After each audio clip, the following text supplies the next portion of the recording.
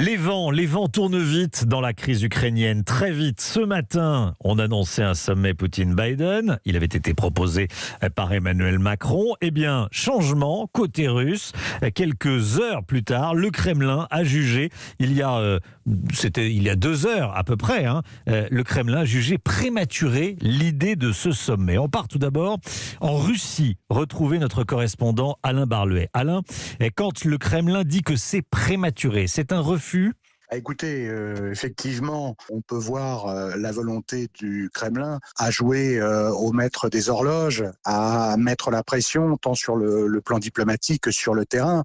La situation est très tendue sur le terrain puisque, à en croire les médias russes et le porte-parole du Kremlin, Dmitri Peskov, la situation empire dans les territoires séparatistes pro-russes d'Ukraine, Donetsk et Lugansk.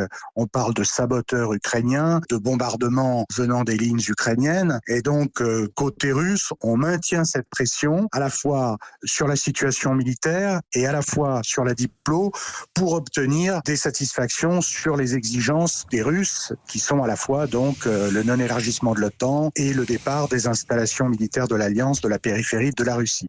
Voilà, Alain Barluet, correspondant du Figaro en Russie. William Molinier avec nous. Bonjour William. Bonjour Romain. On vient d'entendre la position russe. Quelle est la position française? Alors je vais citer un conseiller du président qui résume la situation. Il dit « Chaque jour qui passe sans qu'il y ait la guerre est un jour gagné pour la paix ». Et donc l'objectif d'Emmanuel Macron, c'est de créer des occasions pour dialoguer et repousser la perspective d'une guerre. D'où cette proposition d'organiser un sommet entre Joe Biden et Vladimir Poutine. Selon l'Élysée, tous les deux sont d'accord sur le principe, mais une telle rencontre est conditionnée par plusieurs choses. D'abord, que la Russie n'ait pas d'ici là envahi l'Ukraine. Ensuite, il y a toute une série de discussions sur le contenu. Cela doit être fixé jeudi lors d'une rencontre entre les ministres des Affaires étrangères russes et américains. Plusieurs préalables donc, mais c'est une façon pour Emmanuel Macron et les Européens de gagner du temps et de garder ouverte la porte du dialogue pour pouvoir, dans un deuxième temps, organiser avec toutes les parties prenantes un sommet sur la sécurité en Europe. On a appris ce matin qu'Air France,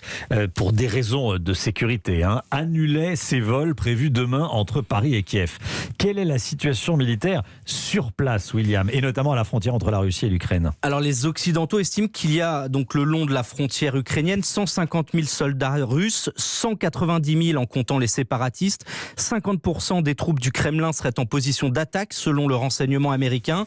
À l'Élysée, on observe la même chose avec ce risque que les Russes, explique-t-on, provoque un incident pour légitimer une intervention militaire beaucoup plus large. Ce matin, le FSB, service de renseignement russe, a rapporté qu'un obus tiré depuis le territoire ukrainien avait détruit un poste frontière russe.